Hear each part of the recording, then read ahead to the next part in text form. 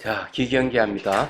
생겨나지도 않고 소멸하지도 않고 허무도 아니고 영원도 아니고 오는 것도 아니고 가는 것도 아니고 다른 것도 아니고 같은 것도 아닌 영기법을 가르치신 분, 완전한 깨달음을 얻으신 부처님들 가운데 가장 훌륭한 설법자인 당신께 경의를 표합니다.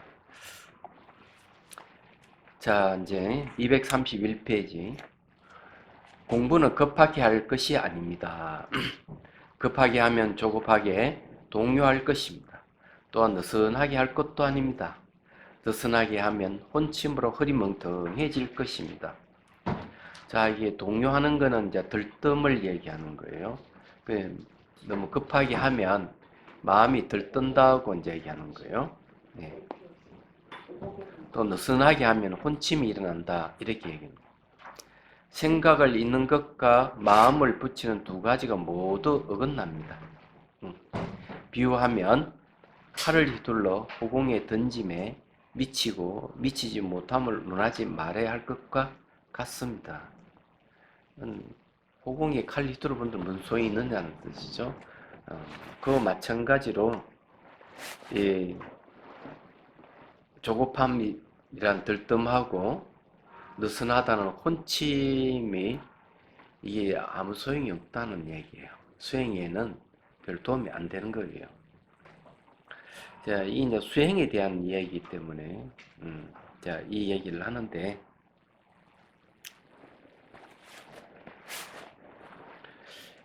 이 내용은 이제 초기경전에서 나와요. 그 안경에 보면은 20억의 경이라고 하는 경이 있어요. 그 경에서 이제 그런 얘기를 하죠. 20억이라는 스님이 공부를 하는데 공부가 안 되는 거예요. 애를 써도 안 되고 하니까 생각을 합니다. 내가 이럴 바에야 속퇴하는 게 낫겠다. 내가 뭐 지금 못 사는 것도 아니고 이런 생각을 하니까 부처님이 시자본에 데려오느라 그래 이제 그 스님 오니까 너 공부 안 되니까 속퇴하려고 그러지? 깜짝 놀랍니다. 아이 부처님 내 속마음을 다 어떻게 다 아시지?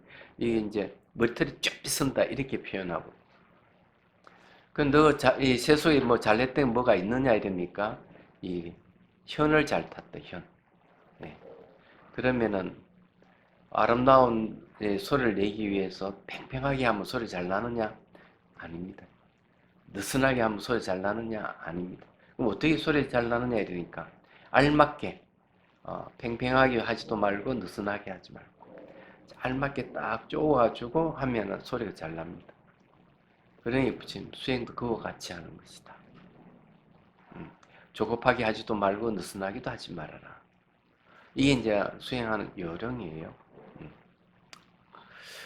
제가 그런 소리를 미얀마 수행할 때 들어요. 그러니까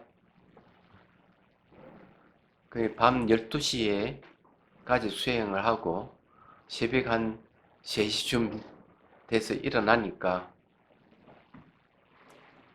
그래서 하니까 그 노스님이 지나간 소리로 그런 얘기를 해.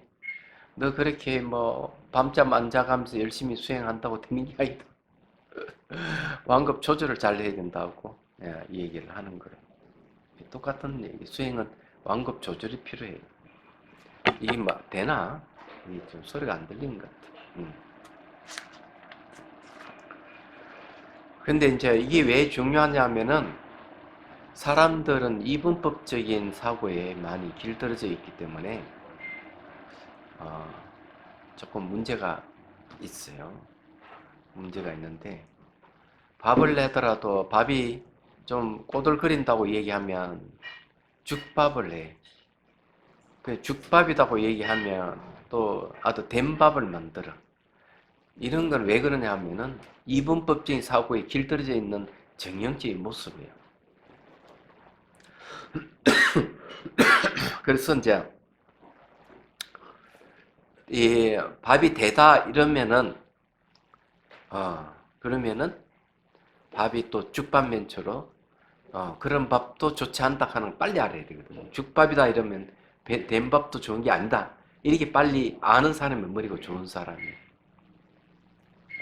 수행도 똑같다는 거지. 양극단이 치우치면은 안 된다.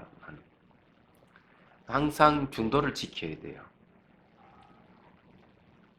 그래서 초기 경전에 이제 이 중도를 지키는 이야기가 나옵니다. 초기 경전에 보면은 나무 토막을 강에 던져 놓으면은 강물이 흘러서 바다에 이르잖아요. 이 나무 토막도 이쪽 기슭에도 머물지 않고 반대편 기슭에도 머물지 않고 장애를 만나도 장애를 피해서 쭉 흘러가는 것. 이게 바로 수행하는 방법이라는 얘기예요. 이쪽 기슭에 머물거나 저쪽 기슭에 머물게 되면은 결국 그 물건이 바다에 이르지 못하거든요. 그와 마찬가지로 수행하는 것도 한쪽 견해에 치우치거나 이렇게 하면은 수행을 끝까지 할 수가 없다 하고 이제 얘기를 하는 겁니다. 여기도 그 이야기다. 그럼 혼침과 도구는 이제 사마타와 이파사나를 장애하는 장애 요인이에요. 그래 이제 혼침은 토끼에 비유하고 들뜸은 원숭이에 비유합니다. 이런 이제 비유가 있는데 집중 명상이든 분석 명상이든 장애를 넣는다는 것은 똑같아요. 특히 이제 혼침은 무지와 관련이 있어요. 예.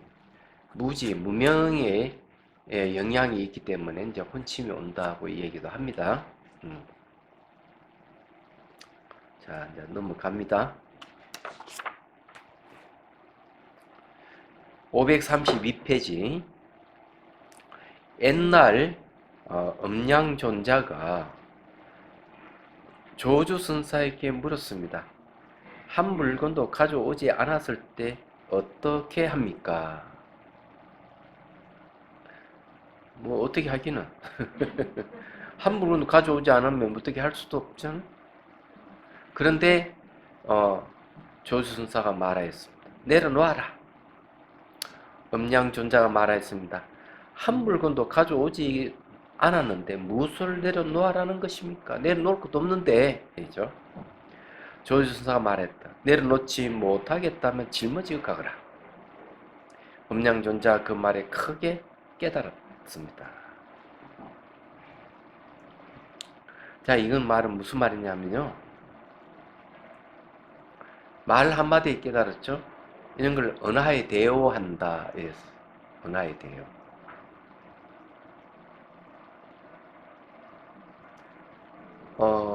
이거는 이제 불교의 전통이죠. 말 한마디에 크게 깨닫는 것. 자, 말 한마디에 크게 깨닫는 계보에 대한 이야기를 하죠. 이거는 초기 경전에 벌써 나와요. 부처님께서 개송 한마디 읊으면 그걸 듣고 그냥 아라한이 되는 이들이 많았어요. 깨달음을 얻는 거죠. 그러니까 법문 듣고 그냥 바로 깨닫는 걸 얘기하는 겁니다. 이런 전통이 이제 성가에서 그대로 이어받아서 내려오고 있다. 네, 이거는 뭐 그저 누차 얘기한 부분이에요. 육조해능 선사가 남북군 시절에 있던 뭐 나무를 여관에 불어놓고 나올 때 여관방에서 억무소주 이생기심 금강경 구주 이게 독성이죠. 금강경 독성할 때 그 구주를 듣게 되죠. 바로 깨달음을 얻습니다. 근데 이게 이제 중요한 거예요. 깨달음을 얻는다는 게. 그래 어떻게 해서 듣기만 해도 깨달음을 얻을 수가 있는가 하는 게 있어요. 그래서 이제 이 언어 자체가 우리를 깨닫게 해주는 건 아니에요. 언어에 그가 갖고 있는 내용이죠. 내용이 바로 법문이기 때문에 그렇습니다. 그래서 인식 대상이 언어가 인식 대상이 되면 안 된다고 언어는 인식 수단이기 때문에 인식 대상이 되지 않도록 하라고 능가경에서 얘기합니다. 예. 자, 언어가 인식 대상이 되면은 안 되는 이유를 설명하죠. 언어는 대상을 고정시키고 분리시키고 스스로 존재하게끔 하는 특성을 갖고 있어요. 실제 사물은 던지면 깨지거나 부서지거나 하는데 언어로 이루어진 사물은 던져도 깨지지 않아요. 그건 마찬가지다. 그래서 옛날부터 사물과 사물을 지칭하는 언어는 별개의 것이다 이렇게 얘기하는 거예요. 그런데 우리는 그 사실을 잊어버리고 언어가 인식 대상이 된다. 그럴 때 이제 문제가 발생하는 거예요. 자, 사례를 얘기를 하죠. 두 어머니가 있는데 재테크가 상당히 유행이라서 뭘 이제 사놓는가 하면 도자기를 사두었어. 그 이제 도자기 이야기를 했는데 그 이제 A라고 하는 어머니는 이 도자기를 이제 다 두면은 이제 돈이 될 것이다로 생각을 했던 거예요. 근데 아이가 깨트렸어. 막 장난치다가. 그래서 화가 나서 이거 얼마짜린데 너 깨트렸냐고 아이를 그냥 엉덩이 짝을 때렸어. 근데 B락하는 어머니도 역시 아기가 있어가지고 애가 놀다가 또 깨트렸어. 근데 B라는 어머니는 얘 어디 안 다쳤니? 이렇게 한 거예요. 똑같은 물건에 재테크를 하는 사람들인데 한 사람은 그 도자기를 깨질 성질이 있다 하는 사실을 모르고 있었던 거지. 그거는 이제 대개 얘기하면은 이름에 도자기라 하는 이름이 인식 대상이 되기 때문에 그러면 깨지면은 큰일 날 것으로 생각하고 안 되는 거예요. 그러나 B라 하는 어머니는 도자기라 하는 이름보다 도자기 그 사물 그 자체에 대해서 잘 알고 있는 거지. 예, 이거는 깨질 수 있다는 걸 인지하고 있었던 거예요. 그거는 그럴 때 이제 두 분이 생각이 왜 다르냐 하면은 한 사람은 도자기를 인식 대상으로 삼았고 B라는 어머니는 그 도자기라 하는 이름을 인식 수단으로 삼았던 거예요. 한 사람은 인식 대상으로 보고 한 사람은 인식 수단으로 인식 대상으로 본 거는 대개 언어와 그 사물이 동일하다고 생각하는 사람들이에요. 근데 언어로 이 세상을 볼 때는 세상은 매 순간 변하지만 언어는 대상을 딱 고정시켜요. 분리시키고 스스로 존재하는 같이 여기게 한단 말이에요. 이렇게 이제 다르단 말이에요. 얘기하자면. 그래서 이제, 법문을 들을 때 이 법문 내용이 중요한 것이지, 그 법문을 하는, 언어가 중요한 게 아닌 거예요. 알고 보면은. 그래서 이제 법문 들으면 바로 깨달음을 얻을 수가 있다. 언어의 대우를 한다 하는 말이 그런 거예요. 언어가 인식 대상이 됐으면 깨달음을 얻을 수가 없지만 언어가 인식 수단이기 때문에 가능하다. 그래서 이제 달을 가리키면은 손가락을 보지 말고 달을 보라 하는 말이 그래서 나온 거예요. 이게 이제 이 가나선이 바로 이와 같다. 네. 네, 큰 스님 법문을 듣고 바로 즉각 깨달으면 좋은데 못 깨달으니까 큰 스님의 엉구를 붙들고 수행하는 걸 가나선이라는 거예요. 그 여기에는 이제 말 한마디 바로 깨달음 얻었죠. 그러면은 한 물건도 가져오지 않았을 때 어떻습니까? 물었을 때 한 물건도 안 가져왔다. 무일물은 무소유라는 말 같습니다. 공성이라는 말 같습니다. 어떻습니까? 이렇게 묻는 거는 저 깨달은 거 맞지요? 이런 어떻게 합니까? 이렇게 묻는 것도 마찬가지. 자기는 무일물이라고 해서 나 깨달음을 얻었다는 걸 조지선사한테 인가받으러 온 거예요. 얘기하지만. 근데 조지순사 내려놓아라. 그랬어. 그럼 뭘 내려놓아라 하느냐 하면은 한 물건도 가져오지 않았다는 그 경지, 그 체험을 갖고 있는 거예요. 또는 그런 생각을 갖고 있는 거지. 미시한 생각을. 근데 그건 내려놓아라는 거죠. 그래야만 진정한 무일물이 되니까. 근데 음양존자가 한 물건도 가져오지 않았는데 뭐 내려놓을 게 뭐 있습니까? 하니까 그러면 짊어지고 가라. 이렇게 한 거죠. 그래 깨달음을 얻었는데, 그러면 이런 이야기는 성가의 독특한 방법이냐? 이러면 그렇지 않다. 그 유마경에 비슷한 얘기 나오죠.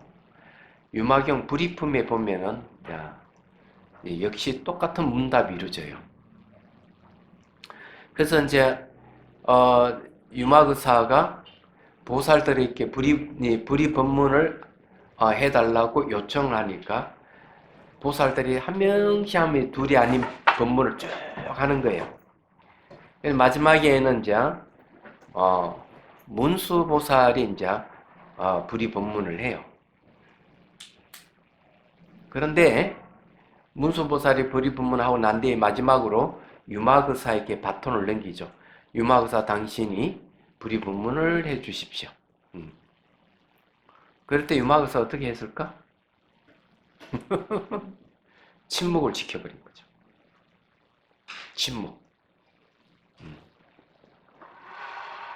이게 이제 진정한 불이 법문이라고 유마가사가 찬탄한. 언어로 이 둘이 아닌 법이 어떻다? 이치를 막 설명했잖아요. 근데 언어마저 떠나버린 거지. 침묵을 지키는. 여기에는 좀 함부로 가져오지 않았다 이러면 함부로 가져오지 않았다는 걸 뭘 붙들고 있는 거야. 마음으로. 그래서 그것마저 내려놓아라 하는 거죠. 그런 유마의사는 언어마저 내려놓은 것이지. 무슨 말이 이해가 되죠? 그래서 이제 이 얘기가 나오는 거예요. 수행을 하면 그전에도 누차 얘기했지만 신령스러운 거북이는 가더라도 자기 자체를 남기지 않고 평범한 거북이는 자기 발자취를 남기기 때문에 사냥꾼에게 잡힌다 하는 거. 스님들이 마당을 쓸 때 앞으로 서로 나가면은 발자국이 남죠. 그럼 뒤로 서로 나가면은 발자국 마저 지운단 말이에요. 수행은 그와 같이 하는 것이다. 자취마저 남기지 않는 게 상당히 중요한 거예요. 여기에 이제 얘기가 내려놓아라. 너 아직까지 한 물건 가져오지 않았다는 미시한 생각이라든지 그런 경험을 붙들고 있으면 너가 한 물건도 없다는 무의무를 완벽하게 체험하는 것이 아니야. 그것마저 내려놓아라. 예, 이 내용이 이제 그런 내용입니다. 수행을 하면 그런 게 많죠. 그러면은 경전에 온각경에는 그러면 어떻게 얘기를 하고 있을까? 온각기도 비슷한 얘기를 합니다.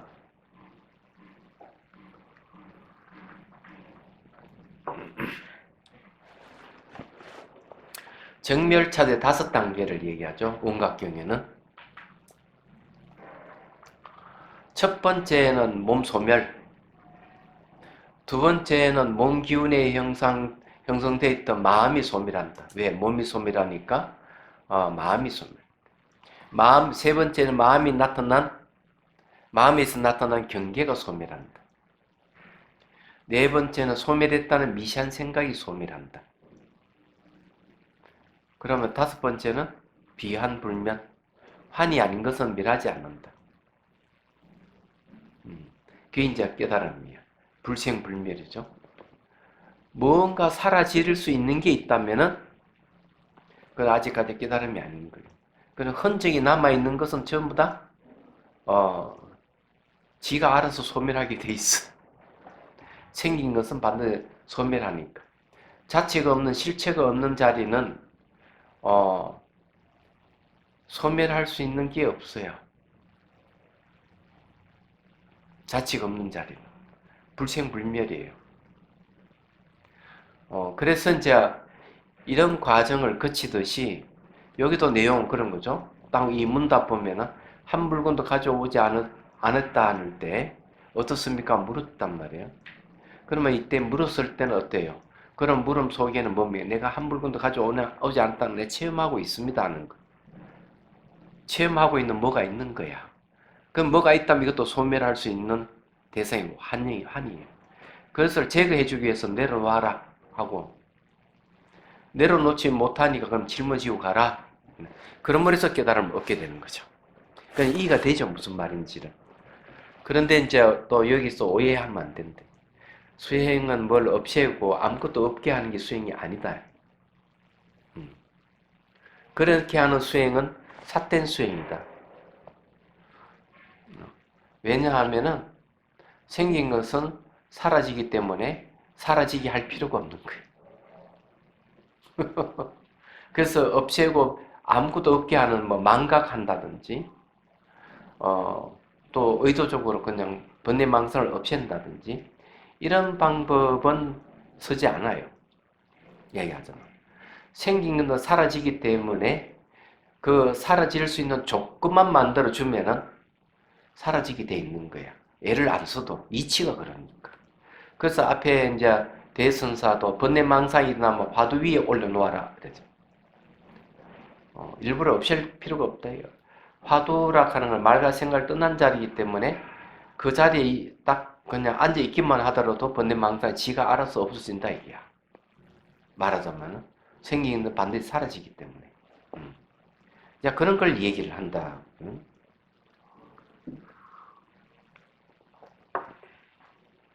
자, 그 다음에 533페이지 넘어갑니다.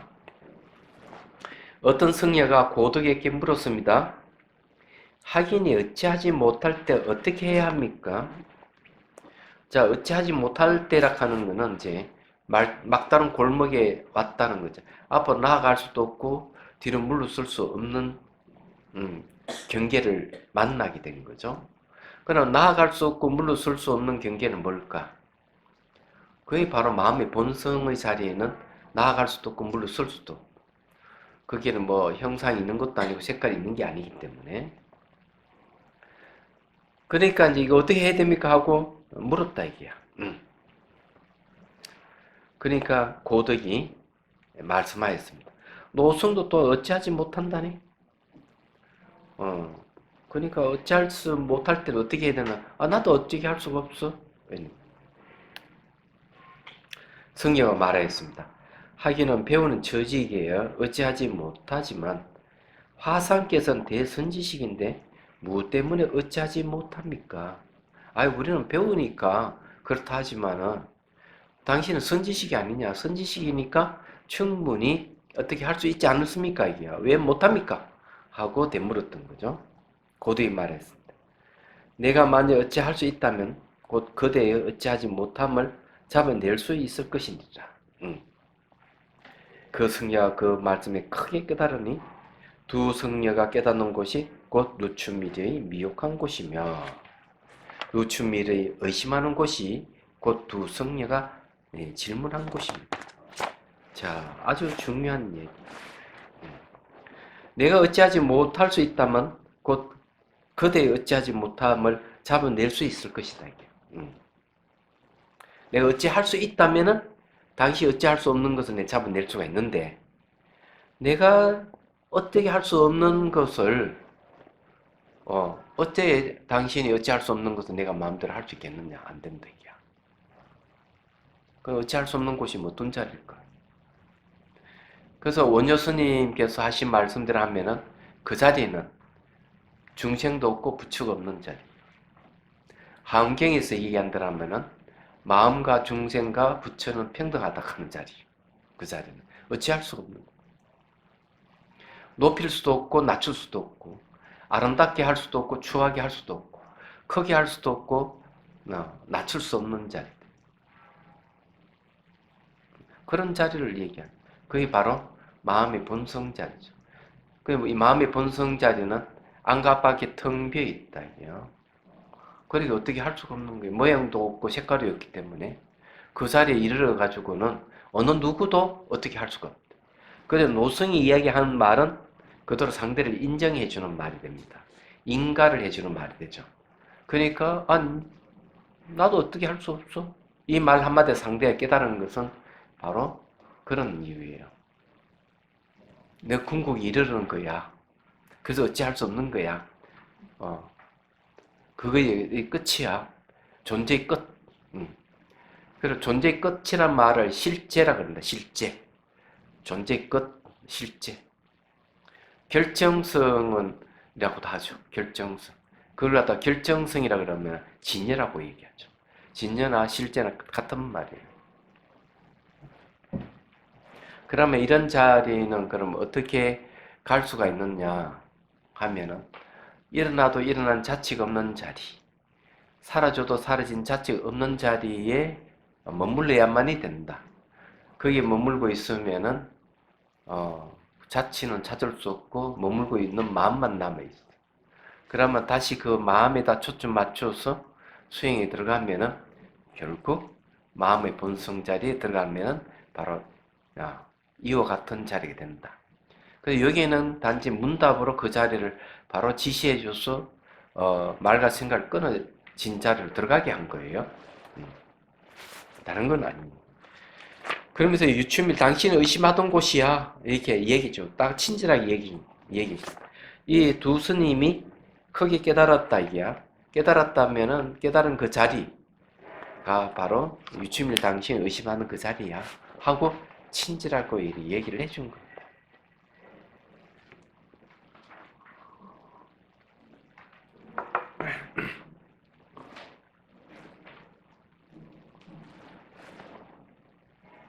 그래서 이제 수행은 어떻게 해야 되느냐?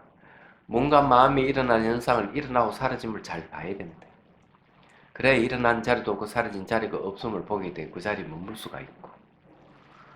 화두를 참고하시는 분들은 마음의 본성이 어떻다 하는 걸 미리 공부를 하고 난 뒤에 그래서 화두가 무엇이라 하는 것을 공부를 해야 돼요. 공부를 해가지고 지식으로 쪽으로 알아야 돼요. 그러고는 그 다음에는 이제 화두 드는 방법을 배워서 화두를 들게 되면은 그 자리에 들어갈 수가 있다 하는 거예요. 자, 534페이지. 법은 분별에서 생겨서 다시 분별로부터 소멸하나니 모든 분별의 법을 소멸하면 이 법은 생기고 소멸함이 없느니라 라고 하였습니다. 자, 바로 이 얘기를 하고 있죠. 자, 법은 분별에서 생겨난다. 이걸 이제 요즘 말로 바꾸면은 내가 인식하니까 그 대상은 존재한다 하는 소리가 똑같은 거야. 얘기하자면. 자, 법이라 하는 말은 어떤 걸 법이라고 하는 현상을 법이라고 그래요. 현상을. 요즘 말로 하면은. 자, 상대가 나를 비난했다. 그러면 상대가 나를 비난했다고 아는 순간 기분이 나빠지죠. 그러면서 이제 두고 보자. 내가 좀 힘이 없어서 이랬지. 힘이 생기면 너 가만두지 않아. 이렇게 생각하잖아요. 그러면 그 생각이 뭡니까? 법이에요. 이런 생각. 왜냐하면 상대에게 반응을 받아서 그래서 새롭게 근거를 해서 일어났다.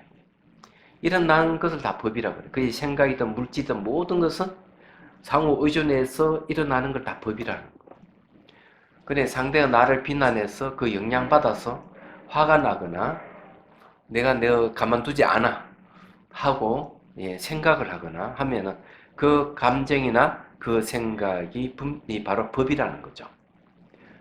그러면 바로 이 분별에서 일어난다는 말이 그런 뜻이에요. 상대가 나를 비난하거나 뭘 하더라도 그 반응하지 않으면은 분별을 하지 않으면은 아무 문제가 안 되는데 상대를 비난했으니까 내가 상처를 입었어. 내가 화가 났어. 하고 분별을 하기 때문에 앙심을 부르는 거예요. 그래서 여기에서 법은 분별에서 생겼어 하는 다시 분별부터 소멸하나니 모든 분별의 법을 소멸하면 이 법은 생기고 소멸함이 없느니라 라고 했습니다. 멋진 말이에요. 자, 분별해서 소멸한다고 하는 말은 무슨 말인가? 상대가 나를 비난했으면 화가 나간 내가 가만두지 않겠어 하면은 이게 이제 감정이나 이런 분별 함부로 해가지고 뭐가 일어난 거죠. 기분 상한 게 탁 일어났는데 곰곰이 생각을 해보는 거야. 상대의 반응하는 이 감정이 이 진짜인지 살펴보고 내가 앙심을 품고 하는 이 마음이 진실한지를 살펴보는 거야. 어떻게 살펴보느냐? 생기면 사라진다는 걸 알고 계속 일어나고 사라지는 감정과 생각을 살펴보는 거죠. 일어나고 사라짐을 살펴보는 거예요. 그러면 일어나도 일어난 자체 없고 사라지고 사라진 자체가 없음을 보는 거예요. 이런 식으로 이제 분별을 하는 거예요. 직관적 분별이죠. 그렇게 하면은 그만 화가 나고 내가 너 가만두지 않아 하는 생각들이 소멸해버립니다. 그래서 이거는 분별보부터 소멸한다 이렇게 하는 거예요. 그럼 이런 이 분별은 좀 지혜라고 얘기하겠죠. 예. 그렇게 되면은 이제 뭘 보게 되죠? 예. 법이 생기고 소멸함이 없다 하는 걸 알게 되는 거예요. 생기도 생긴 자체가 없고 소멸도 소멸된 자체가 없음을 알게 된다 이거예요. 무슨 말인지 이해가 되시죠? 예. 보낸 편지를 자세히 살펴보니 병은 이미 사라지고 특별한 깨달음의 징후도 또한 생기지 않았습니다. 이 말은 뭔가 병이 사라졌다, 병은 이미 사라졌다는 말이 뭐예요? 대상이 반응하는 반응이 사라졌대. 대상이 무슨 말을 하든지 반응하는 걸 상카라라 그래요. 다른 말로 하면 까르마라고 하죠. 형성력이라는 뜻이고 조작의 뜻이 있어요. 항상 대상이 반응하게 되면 반응하는 것이 가만히 있지를 않고 다른 감정과 생각과 다른 정보와 결합해서 새로운 걸 자꾸 만들어내는 거예요.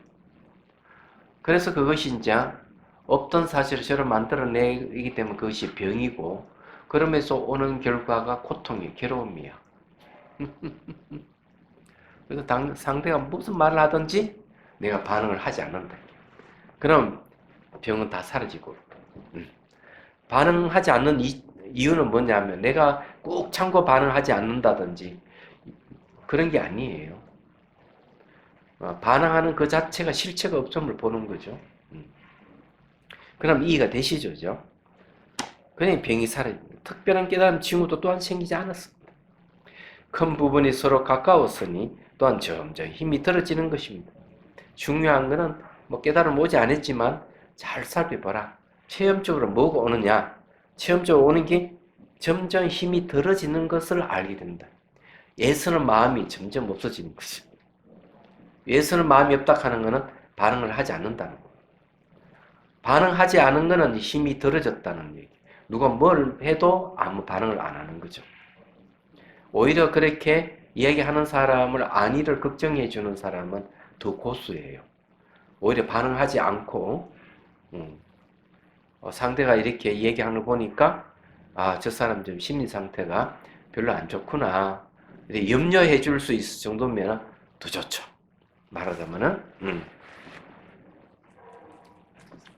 청한 논이 다만 힘이 들어지는 곳에 나아가서 턱 놓아 탕탕하게 하면은 혼돈이 졸지에 깨뜨리고 폭지에 끊어질 것입니다. 부디 힘쓰고 힘쓰십시오. 자, 힘이 들어지는 곳에 가라 하는 건 뭘 얘기합니까? 힘이 들어진다는 거는 힘이 들어지는 곳 나아간다. 그죠? 도대체 이런 걸 어떤 걸 얘기합니까? 반응을 하지 않는 쪽으로 나아가는 것을 힘이 들어지는 곳으로 가는 거예요. 대상이 반응하지 않는다는 건 어떻게 해요? 반응하는 순간순간 그 반응들이 실체가 없음을 보는 거예요. 일어나도 일어나는 자체 없고 사라지는 사라진 자체가 없는 자리를 보게 되면은 마음이 안 일어나. 마음이 일어나지 않는 거는 힘이 든다는 거죠. 근데 마음이 일어나면 힘이 드는 거야. 마음이 안 일어나면 힘이 들지 않는 거예요. 그러니까 대상이 반응하는 거는 힘이 드는 거고 대상이 반응하지 않는 거는 힘이 안 든다 이거야. 그래 힘이 안 들은 쪽으로 가야죠. 그럼 자치 없는 쪽으로 가는 거죠. 그러면 그 자리에서 그냥 모든 걸 놔버리라, 탕탕하게. 그러면은 혼련이 졸지에 깨달음이 온다. 깨트려지고 이 폭지에 끊어질 것이다 하는 폭탄이 팡 터지듯이 모든 번뇌망상이 사라질 것이다.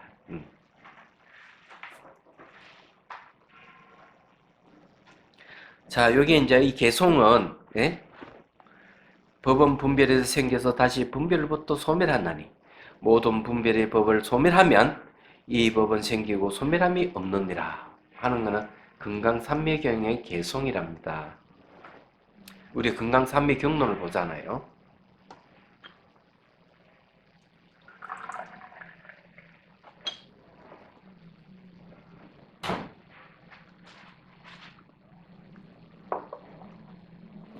이해가 되시죠?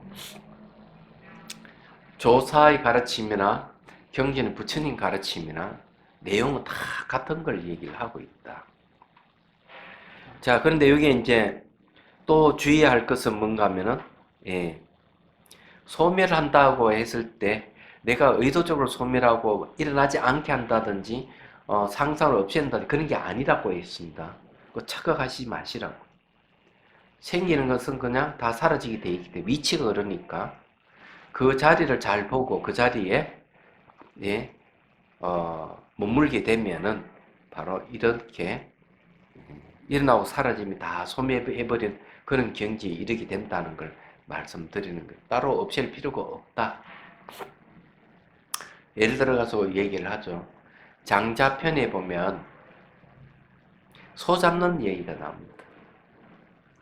벌써 이름을 다 잊어먹었지만 이 백정은 소를 잡을 때 소가 자기가 죽는 줄 모르고 죽는 거예요. 그리고 그 칼을 평생을 또 칼을 한 번도 갈지를 않는 얘기하더만. 왜? 칼날 무디지지를 않는 거예요. 그러니까 백정은 백정인데 자 백정도인이라 봐야 되겠지. 그래서 이제 문해왕인가 왕이 그걸 어째서 그러냐 물어보는 게 있어요. 아마 내 기억은 문해왕이 이제 어떤 누가 물어보니까 하는 이야기. 이 칼날 놀릴 때 뼈 사이 빈 공간을 칼을 대면은 소가 저절로 다 해체가 됩니다. 자기 죽는 줄 모르게 고통도 없이 죽는다. 이렇게 얘기를 하는 거죠. 그렇기 때문에 그 빈 공간에다 칼을 대니 칼날이 이렇게 무디지거나 이런 일이 없다. 그래서 이제 처음 이게 그 백정에 입문한 사람들은 그 뼈를 가르고 살을 배우하기 때문에 칼날이 무디져 계속 갈아야 되지만 진짜 고수는 이 내용을 다 알기 때문에 그냥 칼만 갖다 대면 된다. 그 빈자리죠. 똑같은 자리. 일어나도 일어난 자치고 사라져도 사라지는 자치가 없는 자리를 보기만 하면 돼. 비록 일어나는 걸 없애고 사라지는 걸 없앨 필요가 없다. 이해가 되죠? 수행하는 요령을 가르쳐 줬어요. 그래서 수행하는 요령을 가르쳐 준 건데 화두를 참고하는 이 내용에 경전을 인용해가지고 그 경지를 이야기해주고 방법을 이야기해주는 게 굉장히 이 서장의 특징이에요. 얘기하자면 대단한 거예요. 제가 보기에는.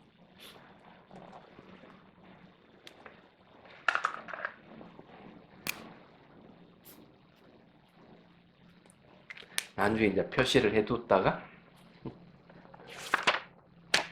자 536페이지를 넘어갑니다. 책이 이제 팍팍 넘어가죠. 그죠? 조대희 공헌에게 보낸 답장. 이것은 69세 때에 답한 글이네요. 내가 비록 나이가 많이 들었으나 감히 힘쓰고 애쓰지 않을 수 없었어. 힘껏 이 일로서 납자들과 더불어 세차게 드날립니다. 이 말은 뭔가 하면은 수행을 늘 이렇게 코칭해 준다는 얘기예요. 그 잘못되고 있는 걸 내가 그냥 가만히 있는 게 아니고 그럴 때마다 말을 안 할 수가 없다. 예, 그런 얘기예요. 이게 선지식의 본래의 모습이에요. 상대가 잘못되고 있는 것을 그냥 외면하거나 이러면 안 되나. 항상 바르게 얘기를 해줘야 돼요. 얘기를 해주고 이러는 게 이제 선지식의 모습이에요. 자, 매일 죽을 먹은 뒤에 명패를 100여 사람에게 돌려서 조실에 들어오게 하니 간혹 목숨을 건 사람은 갈고랑이에 걸려 올라오기도 하고 또 사람을 무는 사자도 있었습니다. 자, 이 매일 죽을 먹은 뒤에 하는 건 뭐야? 아침 먹고 난 뒤에 말이죠. 죽 먹는 건 아침이죠. 먹고 난 뒤에. 명패를 돌리는 건 뭔가 하면은, 예, 순번을 정해가지고 점검해 준다는 얘기. 자기 명패에 따라가지고, 그 시간에 딱 이렇게 올라오면서 선문답을 해서 상대의 경계를 살펴보는 거죠. 그래서 이게 이제 사람들이 이제 이 명패를 받는 사람이 한 100여 사람 되네요. 한 100여 명이. 그래 하루에 100명 정도는 그걸 한다는 거죠. 코칭을 한다는 것이. 대단한 일이에요. 얘기하자면. 그래 조실에 도리경 오는데 예, 목숨을 건 사람을 갈고랑이에 걸려 올라오기도 한다. 갈고랑이. 그 말은 뭔가 하면은 제대로 답변도 제대로 못하고 얘기는 하기는 하더라도 시원통치 하는 거예요. 그냥 갈고랑이에 걸려오는 거예요. 어떤 사람은 또 어떤 애는 사람을 무는 사자도 있었대. 이게 중요한 거예요. 개에게 돌을 던지면 어때요?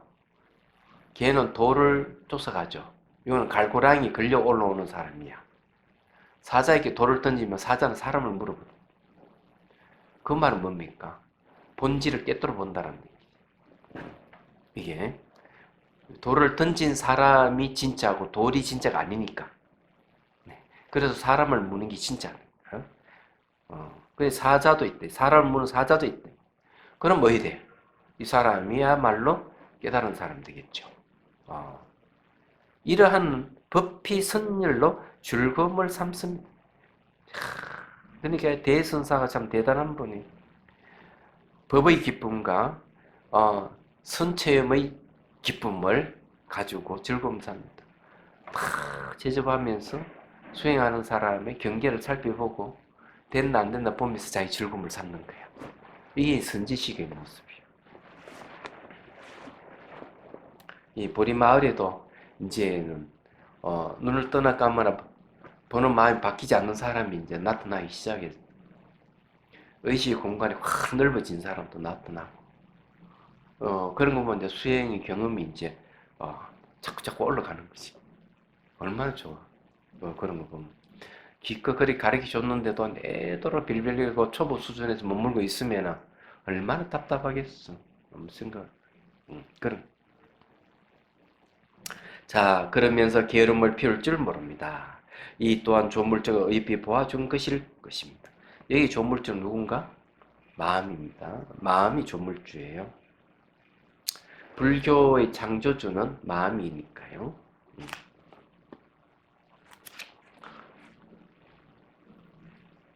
자, 여기 강설 부분 한번 읽어보겠습니다.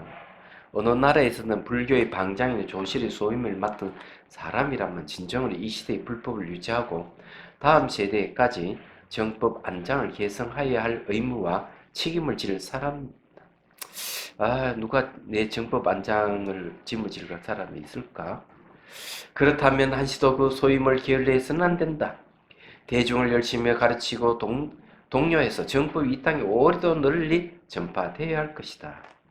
대선사는 자신의 조실로서의 소임을 충실히 하고 있음을 이야기하고 있다. 1700여 명의 대중에게 매일 명패를 돌려서 100여 명의 정도가 조실을 찾아와서 공부를 점검받도록 하는 총림에서의 하루 일을 얼핏 보여주고 있다. 이게 참 중요하다고 쓰는 거예요. 요즘 자유를 맡기니까 아무도 조실 스님한테 가서 선문답 하는 사람이 없는 거야. 그래서 간혹 공부에 마음이 있는 사람은 찾아가기는 하지만, 그러니까 조실 스님이 이렇게 이제 제자들이 오기를 기다리니까 안 되죠. 그래서 아직 명패를 돌려가지고 너 공부 좀 돼 있구나. 그래, 이거 돌렸어? 넣어라. 해가 좀 점검해. 매우 적극적인 방법이에요, 이 방법.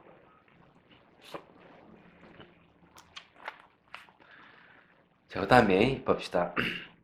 혹자는 낚시줄에 걸려드는 경우와 같은 사람도 있고, 혹자는 돌을 던지면 그 돌을 쫓아가지 않고 사람을 무는 경우처럼 공부를 잘하는 사람도 있다고 하였다. 1,700여 명의 참선을 납작 수행하고 있는 총림의 장엄한 강경이 눈에 선하게 그려진다. 방장이나 조실은 대중을 가르치는 곳으로서 법의 선조를 삼고 삶의 보람을 여겨야 한다.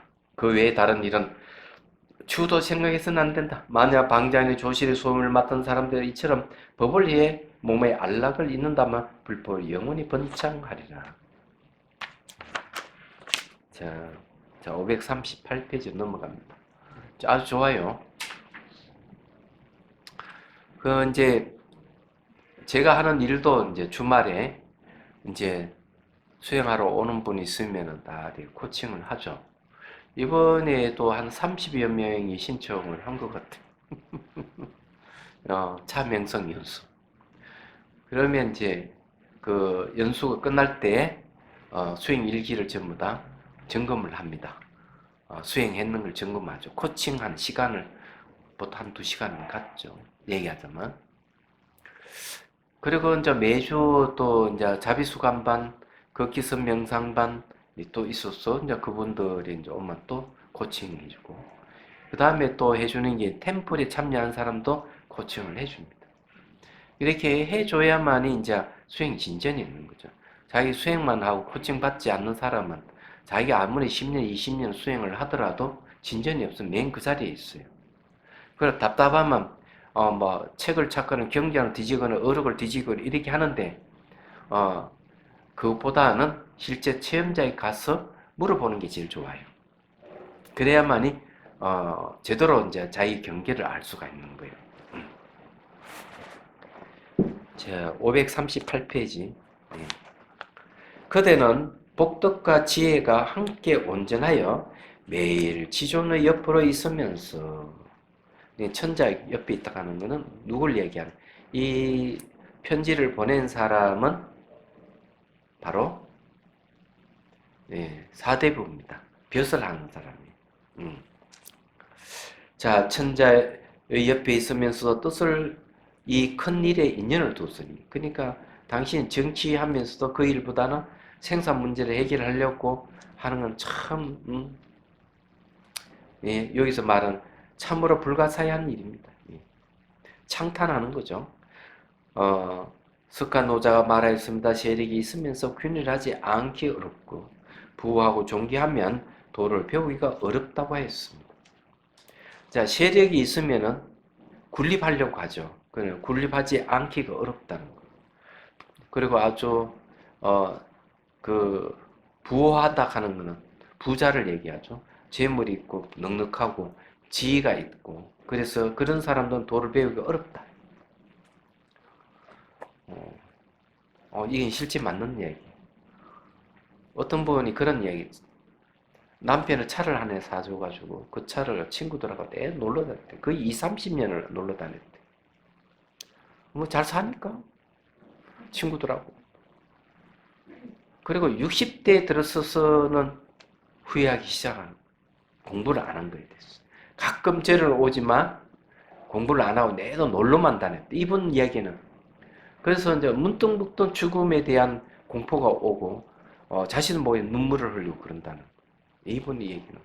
근데 공부를 안 했더니 후회된다고 하는 거. 60대에 들어서서 그렇다. 그래서 이게 이제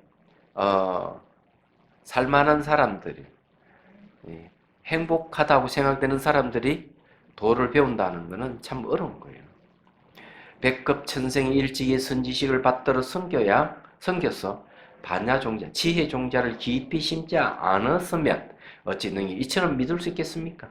당신같이 부호하고 존귀한 당신이 도를 이렇게 배우려고 한다는 게 어떻게 가능하겠느냐? 다 전생에 반야종자를 심었기 때문에 가능하다. 이 말은 여러분들에게도 해당하는 겁니다. 여러분들 반야의 종자, 지혜 종자를 심었기 때문에 이 공부를 하는 거예요. 자, 다만 이 믿는 곳이 곧 부처가 되고 조사가 되는 기본입니다. 원한론이 그들은 다만 믿는 곳을 향해서 엿보아 사로잡혔어. 오래 하면은 저절로 투탈하게 될 것입니다. 투탈이라고 하는 깨뚫어서 벗어난다 이게. 그러나 첫 번째 마음으로 집착하고 안배하여 네, 투탈할 곳을 찾지 마십시오. 만약 마음으로 집착하면 미끄러져 지나가 버릴 것입니다. 마지막 한마디에 좀 코칭을 해줬어. 집착하고 안배하여 투탈할 곳을 찾지 마라. 깨뚫어서 벗어날 곳 찾으면 안 된다. 야. 그래서 찾는 순간부터 집착하는 거지. 그래서 미끄러져 지나가 버린다. 이거는 수행하는 요령을 알려 주는 거예요. 그러면 뭘 막 찾으려 하지 말고, 그럼 어떻게 해야 되느냐? 화두를 붙든다든지, 일어나고 사라짐이 없는 그 이치, 이에다 머문다든지, 이렇게 해야 됩니다. 그러면 집착이 없어지는 거죠. 그러면 저절로 투탈하게 되는 거예요. 이건 처음에는 아주 칭찬해주고, 그 다음에는 이제, 방법을 알려 줬어요. 자, 이건 여기까지 하고, 다음 시간에 또 하도록 하겠습니다. 자, 휴식하겠습니다.